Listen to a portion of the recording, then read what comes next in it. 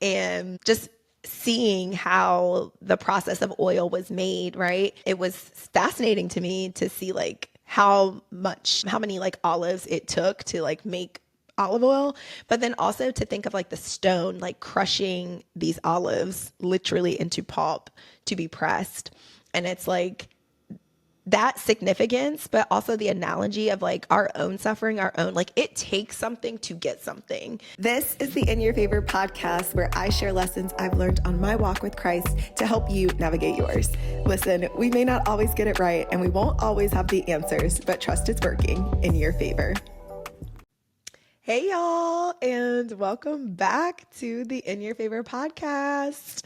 So excited you are here and you have joined me for another week of all things faith and favor and just walking this thing out with the Lord, lessons, stories, things that I've experienced on my journey that can hopefully inspire you to just keep going on your own. Okay, you are not in this thing alone. We have all had experiences, struggles, heartbreak, trials, disappointment, whatever it is, you name it. We have all been there. So I'm definitely excited to jump in today's topic. It is something that we do not like. It is something that we try to avoid by any means necessary, but that is suffering. It is so important to suffer well as a Christian, as a follower of Jesus. Suffering is not something we are exempt from by any means, but it is hard. And it's one of those things that we just want to bypass and we can't. So I'm going to talk a little bit about suffering today and hopefully just give you a little bit of deep sigh relief of you are not doing this thing on your own. And the Lord sees you and he knows it's hard. He suffered. Jesus knows what it is. And that gives a little bit, just a little bit of like rest in the fact that like, okay, like he did it. I can do it. We can get through this thing together. So I want to start in Luke 22. I was really studying and meditating on this for Holy Week. And so the thing that had stood out to me that I just could not get off of was when Jesus was in the garden about to be arrested. And he, had told his disciples, he's like, y'all pray, like, they won't do what they were supposed to do, y'all. They was weak. But in that, he was betrayed by Judas and they came to arrest him. And one of his disciples had cut off the ear of the man. Y'all know what I'm talking about. He had cut off the ear of the man. And Jesus was like, permit even this, and like healed the man's ear. And so I read New King James. And so in my Bible, it says permit even this. I know some other translations say like no more of this. But basically, Jesus was like, stop, like, let it be. Okay. Like, enough is enough.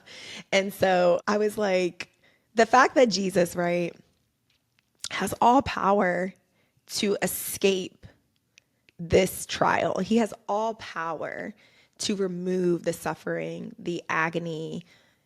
He still endured the suffering for us. That's wild. Like he endured for us at the end of the day. But one of the things that stood out to me was just his willingness to allow God's will to be done. And so as I was sitting with that last week and just really like meditating on the permit, even this, like in red, like he chose to go to the cross. He chose to endure. It started getting me to think more about what it means to suffer. And so as I was doing like, more studying and research and like just reading into like the significance of what it means to suffer, one of the things that I connected was the fact that Jesus was in the Garden of Gethsemane and it means olive press. And when we think about the pressing and the oil and everything it takes to get the oil, it is not by accident that this agony, this suffering, this pain is coming in this place, right? I think the Lord is so intentional. We see it throughout scripture of him just being so intentional of just really giving us the full picture of like everything is so intentional. But it reminded me of a few years ago, I had went to DC to the Museum of the Bible and they have like an olive press there. And one, I didn't know it was that big. I don't know what I thought it was, but it's like a really big like thing. And just seeing how the process of oil was made, right? It was fascinating to me to see like how many like olives it took to like make olive oil, but then also to think of like the stone, like crushing these olives literally into pulp to be pressed. And it's like that significance, but also the analogy of like our own suffering, our own, like it takes something to get something.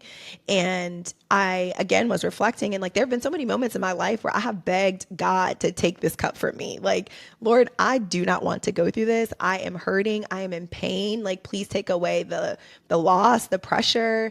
Like, I was in agony and I was really struggling and I was hurting and even feeling like my whole world had crumbled. Like, it felt like I was going to the cross in my own way, right? Like I just felt like I was struggling and I didn't really understand, especially in one season of just so many like trials back to back to back to back to back. It was like, God, like I don't understand. But I definitely, as I said, have seen it differently now. But like God permitted things that I wanted him to remove. Like if it were up to me, I would not have went through them. Like truthfully, I would have chose something completely different. Even if I put myself in it, I would have chose something completely different. Like, oh, I got myself into this, I'm immediately get myself out. But I'm reminded that Jesus did not escape. Like he didn't run, he chose to endure. But I also like to think that the Lord knew what was needed and the Lord was trying to develop something deeper in me to get something out of me. And it was in those hard places, those hard moments, the trials, the agony, the pain, the crying out, the I'm lost, truly don't know what to do, that I found him again. And so it's like, yes, everything fell apart, but my faith got rebuilt. And so if that's what it takes, it's like, yeah, permit even this. Yeah, Lord, your will be done, not mine. Like, and so I was really just sitting last week with like, what is the Lord permitting in your life? What is the Lord permitting in my life at this moment that I would rather him remove?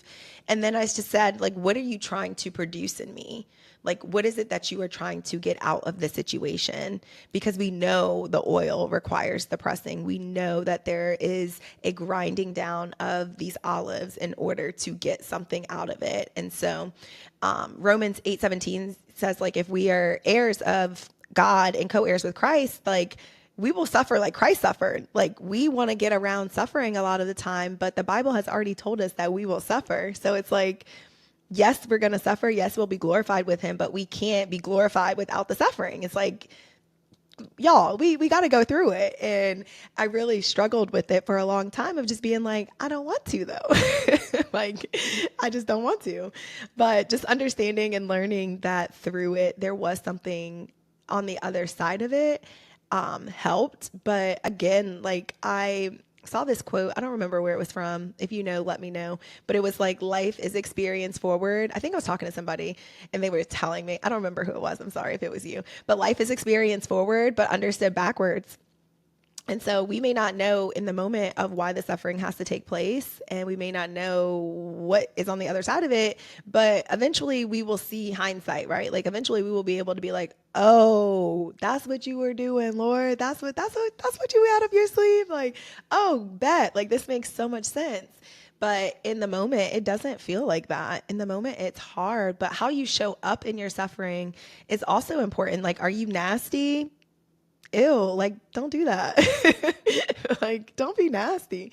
But I understand it, right? Like suffering is hard. Like are you rude? Are you mean? Do people want to be around you? Like I know that it can feel like, yeah, your world is ending and there's grace, right? Like I'm not judging nobody by any means, but I also want us to be mindful of how we show up in that, because it doesn't mean that it's an excuse to be nasty to people. Like a lot of times we want to put our pain on a pedestal. We want to, well, I'm going through this, I'm going through that, but that doesn't give you an excuse to be mean to people. That doesn't give you an excuse to talk about people or be ugly or nasty. Like I just don't, that's not cool. Don't do that. But also I think too, like when we understand that we're not the only one suffering, like this is not an exclusive thing to us. Like it should allow us to show up a little bit better, to extend a little grace to somebody else, to be like, maybe they messed up your order at the restaurant, but that doesn't mean that you get to cuss them out. Like maybe they're also suffering, right? So it's like understanding that we're not the only ones who suffer. We're not the only ones going through things at any given moment, and extending grace to people through our suffering, I think, is also something we should strive to do, but also giving ourselves grace too, of being like, today is a hard day, so I'm gonna sit this one out. James says in James 1 to count it all joy, because when we go through trials, like knowing that it is testing the faith and produces patience, that you may be perfect and complete, lacking nothing. So like knowing that on the other side, like I'm gaining something. Like perfect and complete, lacking nothing means that you have everything that you need, that your needs are supplied, that your needs have been met. And if you are lacking nothing, what it is that the Lord was trying to get for you and through that trial, through that suffering, that means that you have it for the next thing. Like lacking nothing means that you are fully equipped, fully prepared to go into the next thing because of what that has produced in you, and produces patience, right? Like, again, patience is a fruit of the Spirit. Like, we struggle with patience. We want genie in a bottle, like rub 3 wishes and it's there, but that's just not how it works. Like, it doesn't work like that. So I just wanted to remind us of that too, of like, it's not in vain. It's not for nothing. It's not that we serve a God who is evil and like poking at us, making us feel like we're going through these hardships. Like, he has fully prepared us for suffering, and everything that you need will be provided. And honestly, it was through my suffering that my heart was healed and my peace was restored. And honestly, without God, y'all, it really doesn't matter. Like, if I have to suffer with God, I would rather suffer with God than to have a perfect life without him. I would rather suffer with God than to have the cars, the money, the dream, everything on my prayer board. If it's without God, I don't want it. Like Moses said, like, Lord, if you're not going with me, I don't want to go. Like, that truly has to be our posture, because when I tell you it's not worth it, it's not worth it. Like, we want to bypass the suffering sometimes because I honestly feel like we shouldn't suffer. But again, the Bible has already laid out for us that we will suffer, but we want to bypass suffering because we want to feel good. Like, we as a people just want things that make us feel good. Our flesh wants to be fed and we just want to feel good all the time. And I'm sorry, y'all, but we can't feel good all the time. Like, that is just so unrealistic. And whether it's suffering or sadness or disappointment or physical pain or whatever it is, like, we are not going to feel good all the time. And it is really hard to walk through life thinking that you're going to feel good all the time when you're not, because the minute you're not, you feel like things are falling apart. But at the end of the day, again, like, suffering with God, suffering without God, I would choose suffering with him any day of the week. Like, I would not want to be apart from God. Like, that is the worst place that you can honestly be, is apart from him. Like, truly apart from him. And I've tried. I ain't gonna hold you. I've tried, like, truly have tried. But in John 15:5, it says, I'm the vine, you are the branches. Apart from me, you can do nothing. And truly, I have lived that. I've experienced that. And I am telling you that you may have externally things, or it may appear that you have things, but in reality, if you don't have him, you don't have anything.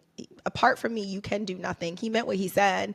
And so just being mindful too of like, where are the places in my life where I have operated outside of the will of the Lord? Like, we get that back into alignment, get back in his presence, get back at his feet and find out, like, hey, am I in your will? Like, am I doing this in my own strength? Is this my will being done? Like, Jesus prayed, like, Lord, not my will, but your will be done. Like, even though he didn't want to endure the pain, he didn't want to go to the cross, he didn't want to die and be betrayed and beat and like, no, he didn't want that. But not my will, but your will be done means your will be done, and submitting to the plan of the Father. And so really being in alignment, even if it means you have to suffer, is worth it. Being in his will, even if you have to suffer, is worth it. Like, don't choose the easy over the pain because you want to avoid the suffering. As you guys know, like, I really struggled to get things back in order because I had operated outside of his will for so long. But even through the rebuilding of my life and starting over and making new friends and finding new community, like the Lord's grace was on me to do all of those things. And was it hard? Absolutely. Yeah. I'm not going to lie to you. It was extremely hard.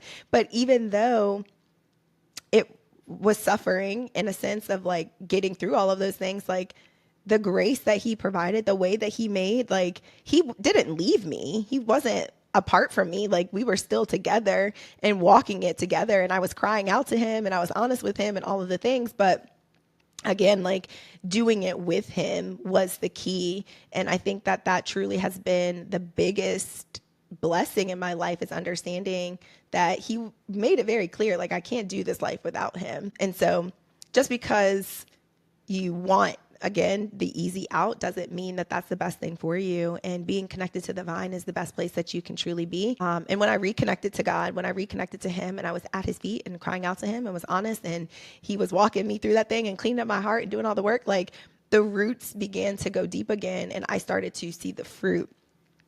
Peace returned, my hope was restored. And it wasn't because things just were like, oh, they're good. Like, no, everything didn't just get easier overnight. It didn't just appear magic better. Like, no, I wasn't alone. I wasn't walking the journey alone by myself. I wasn't trying to do it in my own strength anymore. And that alone brought me the peace, brought me the hope, because I could really say, like, it was the Lord. Like, my hands are off this thing because I drove the car into a lake.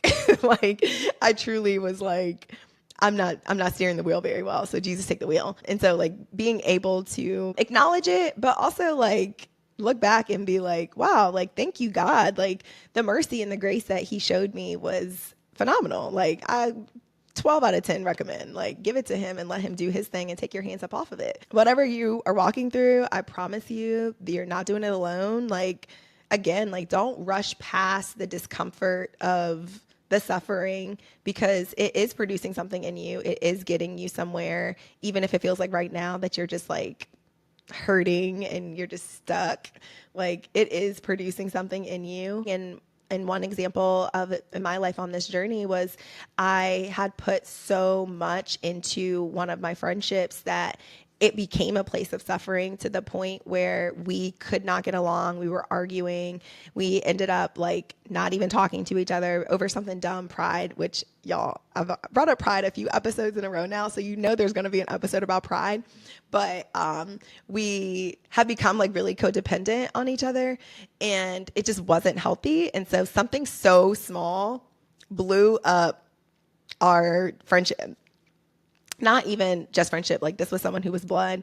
And so it blew it up. And then when we came back together, we both recognized like, oh, like that wasn't cool. Like we were really struggling being apart in that sense of like the pride piece of it, like why we weren't talking, but then also like the suffering that we had to go through produced a much healthier relationship. And so now like we locked in, like there's no question at all. But it wasn't until we went through that trial, we went through the journey of being apart and like truly having to like not talk to each other for a period of time, because there were so many things that were in the way. But it was like the fact that that happened produced something better and healthier on the other side. So don't rush past the pain. Like I was trying to bypass all of that, and I'm just like, I want to resolve this now. And it wasn't happening on my timeline. And when it did happen, it was a healthier, much healthier conversation, but I wanted to just skip it. I wanted to move past it. I wanted to move past being laid off. I'm like, Lord, bring me a job tomorrow, right? Like, I don't want to deal with this. But to see what it produced on the other side is like, okay, like, Lord, I get what you're doing. And thank you, because that helps me in my other relationships that I have in my life. And like going through that experience makes me a better friend, makes me a better sister, makes me a better daughter and coworker, and all of these things. I have that knowledge, that wisdom now because of that suffering, because of that situation. And it was painful. Like it is hard, y'all. Like I'm not going to downplay it. It's hard. But then when it happens and we go through it, we do have that like, oh, okay, like I get this, right? Like the life lived forward, but understood backwards piece of it is there. So yeah, like just On the other side of this trial, whatever you're facing is a more stronger, surrendered, and more secure you, secure in every way, secure in your faith, secure in your relationship with the Lord, maybe even with the people in your life, maybe within yourself, right? Maybe you don't trust yourself, but your faith is so strong that you trust Him, right? Like He has given you everything that you need. And if Jesus could say, permit even this in the midst of going to the cross, like we can trust God enough to say it too. And we can trust God enough to say, like, I know I'm not in this alone. And I know that you will never leave me nor forsake me. I know that you have good things for me. And if I have to get through this, and I can get through this, because it won't break you. It's not going to break you. You're strong. You know the Lord. And if you don't know the Lord, I pray that you come to know the Lord. But He sees you too. And it's growing you, it's producing something in you. And you are ultimately held by the one who's never going to leave you, He's never going to forsake you. So I just encourage you to lean into the season that you're in. And if you're not suffering right now, that maybe this isn't for you, but you can empathize, because at one point or another, y'all, we are all going to be there. If you have not experienced suffering, just for the sake of saying that, even though I know we all have, like, let's be honest. But if you are not currently in a season of suffering, if you are not currently there, maybe something in this is just enough for you to be reminded in the future. Maybe it's just a reminder for you to reflect and look back on the things that the Lord has brought you from and what has been produced through your seasons of suffering. Because again, ultimately, we will all be there, and no one is exempt. But yeah, I am so grateful for the journey. I'm so grateful again for the Lord's grace and His mercy and the things that He has revealed to me as I've been on this walk. And truly, suffering has been one of them, to where I'm like, all right, Lord, like if I'm here, I know that there is a reason. I know that there is something you are trying to produce. And so not my will, but your will be done, and permit even this. So I love y'all so much. Thank you for joining me. And as always, y'all, we may not always get it right, and we definitely won't have all the answers, but trust it is working, even the suffering, in your favor. If you could please like, share, subscribe, all the things, I would greatly appreciate it. And I will see y'all next week.